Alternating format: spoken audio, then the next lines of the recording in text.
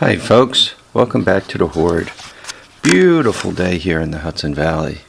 Saturday, well let's see, it's about 3:30, November 16th, Saturday, 57 degrees. This guy agrees a little closer, it says 58. And my batteries are just to the point where the sun's off the panels and they're going from charged to charging. Right? When the yellow light's on, that means they're charging. They're not completely charged up. And when the green light's on, that means they're fully charged and they're just trickling. Anyway, I showed you guys pictures, and we'll walk by it actually, of the blue ATC70. Well, it needs a front tire.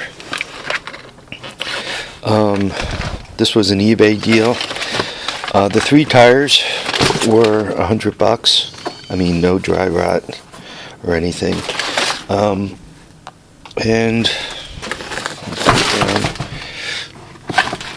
I need the front. There's a few miles on these. You can see the knobbies are worn down, but once again, no dry rot. So, delivered to the house. It's got a little more wear on it, but they were 3 for $100. Mighty fine set of tires there for 3 for $100. But particularly I was after the front because I got a flat in the front. Those boxes I assume are empty. Anyway, when I got this box, I thought it was the 200X motor. But the 200X motor isn't quite here yet. Everybody has different experiences with everything. And my experience with the U.S. Postal Service depends on the day of the week.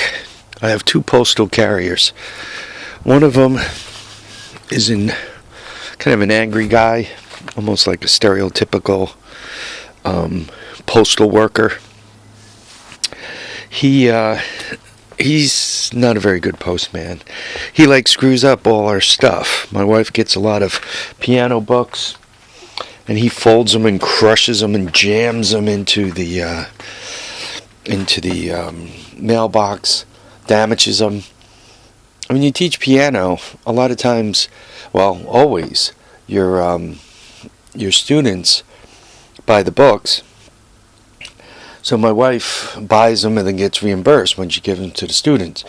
Well, if you just paid for a brand new book and the postal man crushed it up like a soiled magazine, it's kind of hard to get reimbursed. So that's one of my postal people.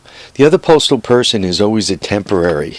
There used to be a woman who used to kind of put on almost little flash show for me, and she was pleasant and did a good job, and flashing me isn't a bad thing, and now we have a young man, a younger kid who does it. The temporary people are great. I'm not all that thrilled about the full-time person.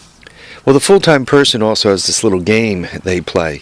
He marks packages as delivered, even though they're not here yet. Because his trick is he doesn't like to handle heavy packages. So he'll mark them as delivered and then leave them in the truck. And the person who comes the next day has to deliver them because, you can't, he'll just say, oh, I forgot it in the truck or whatever he tells them.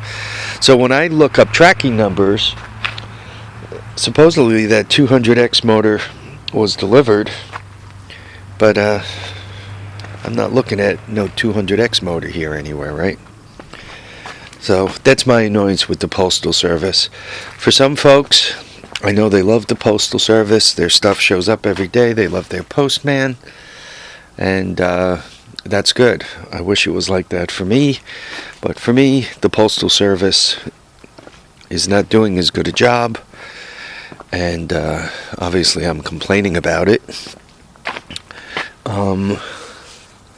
And you could say, well, call the post office. Yeah, I did that. And they tell me that they can't do anything about it because of his tenure, because of his service to the country, and because of some other factors. And I don't know, maybe they're afraid he's going to go postal on them. So I get to put up with not very good postal service. So that's my my postal service rant, I guess. You know, and the sad thing about it is people do vote and people do decide what should be privatized and what should stay under government control. And with that kind of trouble, right, my belief is, yeah, privatize the hell out of the post office, right? And I'm sure there are folks, you know, veterans out there who need the services of the VA. And I'm sure there are people out there who love the heck out of their VAs. My father uses the VA down there in Florida, and he's very happy with them. Best medical care he's gotten in his whole life, so he says. Which, according to him, nobody should do anything to change the VA.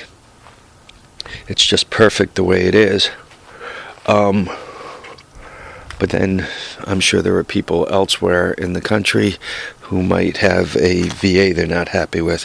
Or if it's not the VA, I mean, in my case, there's always stories about the Department of Motor Vehicle, especially here in New York.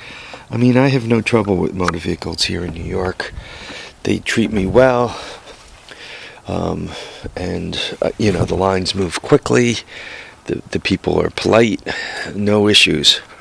I have other people that if they could find a bomb to strap to themselves, they'd go to the closest New York State DMV office and make a mess there, right? They'd make a big mess real quick.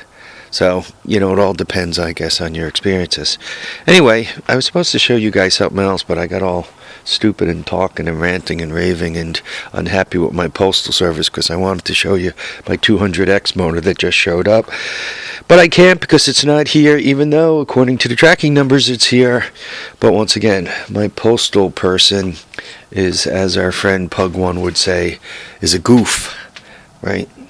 Alright, seeing as I ranted for 7 minutes already, what I got to show you will have to be in the next video, which I'm going to start right away. In the meantime, tires down, handlebars up, live, love, and have a great time. And we'll catch you on the next episode of The Horde, which is moments away. Moments, I say. And don't forget. Oh, wait a minute. Where am I? Oh, thanks for watching and commenting and subscribing. Love the comments. Take care, folks.